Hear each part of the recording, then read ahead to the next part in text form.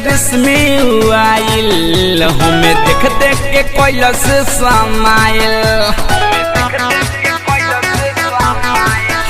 रहे करिए ड्रेस में आइल हमें देख देख के कैलस समाइल रहे रंग थोड़ा फीका कैले माथावा पटिका रहे रंग थोड़ा फीका कैले माथावा पटिका ले ले रहे संगे झुंडा सखी लेके आइल रहे हीरो हुंडा सखी दिल लेके भागले गो गुंडा सखी लेके आइल रहे हीरो हुंडा सखी दिल लेके भागले गो गुंडा सखी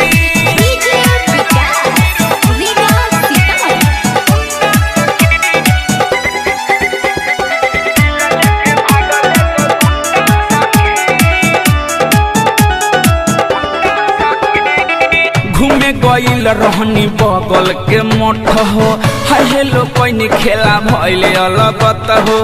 छने में सोझा से गईल बाहट हो सखी हो बतिया कहिले जमन सच हो ए सखी सुन तारू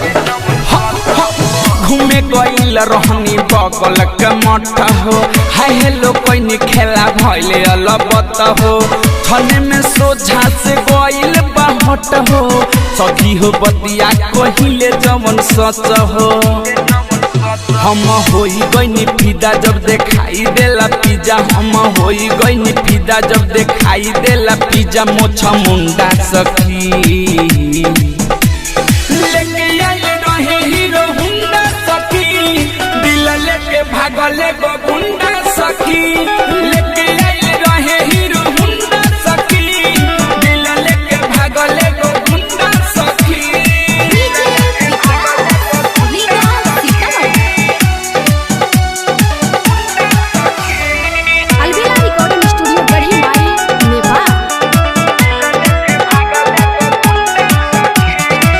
पता कोई नाम हवे अलबेला देखेला सखी हो मन तरसेला मिठू मिसाइल सब देखले बखेला सुबह नबीनवा उखाड़ेला झमेला पता कोई नाम हवे अलबेला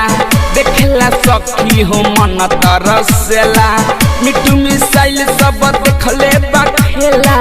सुबह नबीनवा उखाड़ेला झमेला सखी लागल बड़ी डर हमरा दिल के भीतर सखी लागल बड़ी डर हमरा दिल के भीतर हम कए जगे ढूंढा सखी लेके आइल रहे हीरो हुंडा सखी दिल लेके भागले गो गुंडा सखी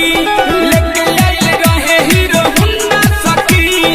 दिल लेके भागले गो गुंडा सखी करिए ड्रेस में आइल हमें देख देख के कैलस समाइल रहे रंग थोड़ा फीका कैले माथावा पटिका रहे रंग थोड़ा फीका कैले माथावा पटिका ले ले रहे संगे झुंडा सखी लेके आइल रहे हीरो हुंडा सखी दिल लेके भागले गो गुंडा सखी लेके आइल रहे हीरो हुंडा सखी दिल लेके भागले गो गुंडा सखी अलबेला रिकॉर्डिंग स्टूडियो गढ़ी माई नेपाल।